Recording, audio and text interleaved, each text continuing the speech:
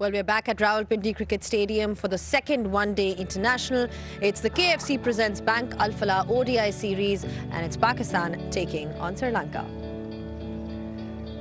Well, great to be back on pitch side. Great to be here in Rawalpindi. We're glad that the cricket goes on, and plenty to look forward to in this one, because remember, Pakistan is leading this series 1-0. It's a chance for Sri Lanka to stay afloat in the series and, improve their performance and, of course, try different combinations. From a Pakistan perspective as well, Shaheen Shah Afridi, relatively new leadership for him. So it'll be a challenge overall. And to talk us through and really build up this game, I've got with me Russell Arnold and Amir Sohail. Russ, great chance for Sri Lanka to bounce back in this series today.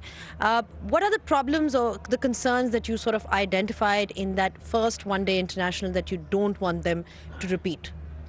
Well, when it comes to their effort in the bowling, try to put their foot on the throat of the opposition when you're on top. Not let it drift, because the opposition will not go away. And that's what we saw the other day.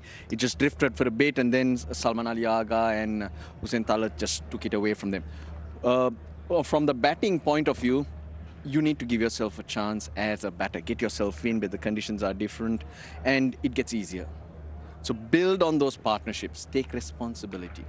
Well, from a Pakistan perspective, there was a lot of responsibility that was shown by the players. Whoever is coming in as a replacement is delivering. We saw that with Haris Rauf as well. How good was he in that first one-day? He was exceptional, and what was refreshing with Haris Rauf's bowling, he has started to take the ball away from the right-handers, and he has bowled with searing pace. And I think he mentioned it the other night after the game that playing first-class cricket really helped him. And I think when you bowl with a searing pace and bowl in those areas where batters are buried with uncertainties, you have a big chance to pick up wickets, and you force the batter to play from the crease, and that's where, as a bowler, you gain. And that's what we saw from Haris Rauf.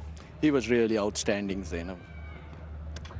Anything else that you'd like to add? No, as a batter, because I've got to ask you, you both have been in that familiar position. How difficult is it to deal with that extra bit of pace and having somebody who can bowl those lengths that Haris Rauf is generally known for? Extra pace is key, because you can grow up in Australia or South Africa. I bring those two nations up because they have bouncy, quicker tracks, and they have a lot of good fast bowlers. If you can bowl in the 140s consistently, even those batters are hopping around. And your footwork goes out of sync. You have to work in a different way, and that's why it's an X factor. And what Haris Rauf did better the other day was he got those lines and lengths right, which is not easy. You got to let him free, let him have a go at the batters, just run in and see what he can do with that pace. If he gets the area right, if he gets a bit of nibble, you're on top. And he did change the game on its head with those 3 wickets at that particular moment. And I think he can be handy in T20s as well. Yes, we have seen him leaking a lot of runs at crucial moments, especially when he's bowling in the depth of the innings. He goes for plenty. But if he's going for plenty, ask him to bowl in the middle of the innings. Get rid of his quota. And I think he's a handy bowler to have in your lineup, even in T20 format. Absolutely. We're talking about how that extra edge, extra pace gives him that edge that we see from pacers as well. It'll be interesting to see what happens today at the toss, because we are only a few moments away from it. We saw that Pakistan has been lucky in the last 2 months with tosses. They lost the last one, but we'll find out what happens, because we've seen in Pindi a bit of dew in the end in these conditions, a bit of moisture around in the evening. That's what we've seen. So it'll be interesting to see what decision is actually made there as well. We are, like I said, we were expecting a great full house in Rawalpindi. We've seen great crowds throughout, which is something that can continue here in the second one-day international as well. Now we are ready with the toss, so it's over to Arooj Mumtaz, who's out there with the 2 captains, followed by the pitch report with Waqar Yunus. The action continues here at the second ODI, and the sun continues to beam down upon us at the Rawalpindi Cricket Stadium. All set and ready for the coin toss. We've got change in captain, stand-in captain for Pakistan, Salman Ali Agha, Charit Asalanka for Sri Lanka, and Mr. Ali Naqvi to oversee proceedings this evening. Salman, you've got the coin? Heads. Heads is the call. And it is a tail. So Pakistan have won the toss. Salman, what are you going to do and why? We're going to bowl first. The other day, it's a good pitch, I think, but the other day there was a lot of dew. And they just nearly pulled it off, so we just wanted to use that due. Now, what Pakistan did extremely well in both batting and bowling was played a very good game to the latter part of the innings, 25 overs and beyond. What have the conversations been like to improve the first half of the game? Yeah, we just want to start well in white ball game. If you don't start well, you're chasing all day. So we just want to start well in batting and bowling, and we just want to be a bit more consistent. Responsibility on your shoulders. Shaheen Shah Afridi misses out a particular reason. Yeah, he's not well. He's dealing with the flu. That's why he's not playing. And team changes then? Yeah, we have two changing. Shaheen unfortunately missing, and Fahim is resting. Wasim and Ibrar is making comeback. All right, then Salman, nice talking to you. Good luck for the game. Thank you. Sharit, now you've been put into bat. What would you look at considering it's a different surface tonight? Yeah, it looks different than the other day, and I would have done the same thing, but we think pitch will getting a little better in the later on. But we have to bat first here. It looks decent pitch. Now, contrasting question from Pakistan. Your team did extremely well in the first half, both with bat and ball. You must be looking out to close the game better. Of course, even though we lost the game, there are a lot of positives from our side, but concerned about few areas. Obviously, about last 15 overs, and when we went to bat, we failed, I think, 3 wickets in the quick session. All right, then any team changes for you? Yeah, there is a change. Teekshan out and Pramod Manshan comes in. All right, then, Sharit, thank you very much. Have a good game. Right, and the news from the centre is that Salman Ali Agha has won the toss and has elected to bowl first. Now, we're talking about bowling first in different surfaces. Now, this is a surface that we're playing on, but the pitch doctor for this evening stands on a different surface. I'm not quite sure why, Waqar Yunus. Why are you here? I hope you know we're playing on this surface, okay? That's what I thought. Okay, I just want to take you on the pitch where we played previously, the last match we played, and if you look at these blocks are bigger. So that means there was a little bit of moisture in it, and of course more grass on the surface that allow Fernando and Chamira to enjoy themselves in the first 10 overs. So I thought the pitch, let's go to the other one now. All right. So the pitch, this one has definitely changed. You see the blocks now has become smaller. All these blocks here, big blocks are gone like small blocks. That means there have been heavy rolls being put onto the surface, and still very, very hard. But no grass at all, so I don't think there'll be much for the seamers this time around. But spinners might have a little say on this because this is dry, because the roll put onto this. So I feel this is going to be a good batting surface overall, but the spinners might enjoy a bit more. What about pacers? Now, obviously, you said there was assistance in that surface. For the first 10 overs, what are the lengths then on this surface the seamers are looking to hit? You might not have to bowl a little bit a fuller length, which we saw, the other game. This game may be back of the length a little bit, and also use your variation. Bowl those cutters. Might see more cutters being bowled at this surface. All right, then, for the second ODI, surface looks a better one. Well, the surface looks a better one, and Pakistan once again winning the toss, and they have elected to bowl first. Sri Lanka's batting first, Russ, and they have made a change. Teekshana sits out. Yes, Teekshana has been somewhat flat. He's not really had an effect, but going at how the last game panned out, they lacked a balanced team for that pitch. Hence, Pramod Madhushan takes his spot. He's a seamer, so they got that extra option. The batting stays the same. It's just about going out there and putting the runs on the board now. Putting the runs on the board for Pakistan. He'll be doing a job first with the ball.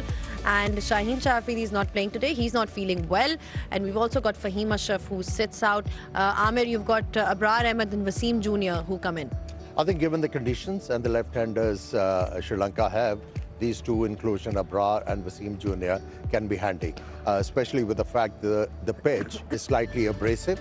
And initially, if Abrar is used, he can make an effect. We've not seen much of Wasim Jr. We did see a little bit of him, got a glimpse of his performance. He's been warming the bench for a while, but he seemed to be promising from whatever we saw in that South Africa series. When he was given an opportunity, he bowled in very difficult conditions. The dew was around. Initially, when he picked up the wicket of the left-hander, he really bowled well, used that angle well. But it's very hard for a fast bowler to bowl with a wet ball. But he did well, and I think it's a good opportunity for him. He's got the talent, he's got the ability to showcase it. All right, then he definitely has that opportunity to be bowling really well today in place of Shaheen Shah Afridi. We know what he can bring to the table as well, so it'll be an interesting contest. We'll take a short break, and when we do come back, we'll be having a closer look at both these sides and really talking about what lies ahead. So don't go anywhere. Keep watching Pitchside.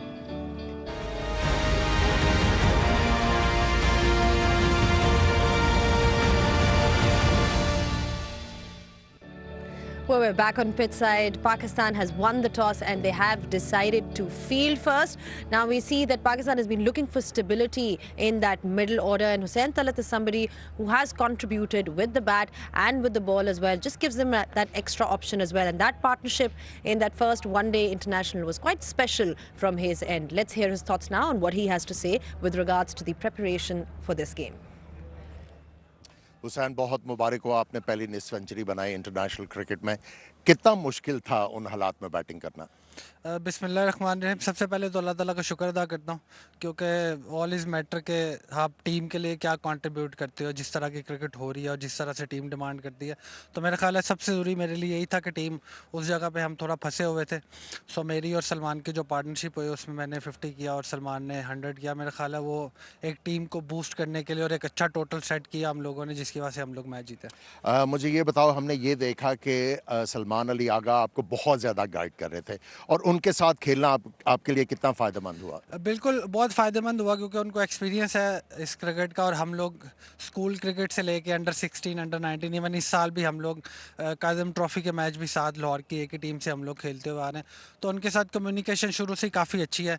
तो वो एक चीज़ जब आप अपने partner के साथ खेल रहे हो तो आप उस पर ट्रस्ट करते हो और वो आप पे ट्रस्ट करता है, तो चीज़ें काफ़ी आसान हो जाती हैं। किस चीज़ की ज़्यादा ताकीद कर रहे थे सलमान अली आगा उस पार्टनरशिप में? मेरा ख्याल है हम दोनों प्लान यही कर रहे थे कि हम अपना थोड़ा टाइम लें शुरू में, पर मेक श्योर करें कि हम रन्स को देखते रहें, क्योंकि वाइट बॉल क्रिकेट में आप रन्स देखते रहते हो तो बॉलर अंडर प्रेशर आता है तो फिर आपको बैट बॉल देते हैं।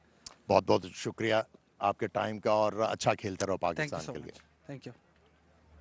Hussain Talat just mentioning how he enjoyed his partnership with Salman Ali Agha. Amir, he's also spoke about the fact that he's played a lot of cricket with him together on a club level and generally in domestic as well. Does that help an individual, it's a player? Great help. Because you know each other's mindset, you know each other's game, and that is a big help for me. And then you can be open with each other. And you can freely say, okay, Salman, I'm finding it difficult to face this bowler. Can you do the honors? And I'll take the game to the other bowlers. So I think understanding each other's game and have spent a lot of time playing cricket together, for me, it's a great help. One area where Sri Lanka sort of struggled was converting all those starts, because you saw a lot of guys sort of getting in, but they couldn't really convert. I mean, how does Sri Lanka go about making those conversions work better for them? Well, it's very important that at the top of the order that's done. That's when you can relieve pressure. But starts, not conversion, probably is not on the batsman itself. It's a reflection of how well the bowlers have bowled. They would make you work hard for it, they'll make you strain for it and eke out that mistake. So they need to put that behind them and just try and get on with their game, because to me, that's what it tells me, that the bowlers have made you really work hard and stressed you out. That's why you've gone out and made that mistake. Salman Ali Agha is making no mistakes these days. He's leading the side today as well, and that innings that we saw from him the other day, Amir, he's become such a important part of this Pakistan cricket side, at least the one day side. I mean, how do you look at his performance and why do you think it stands out?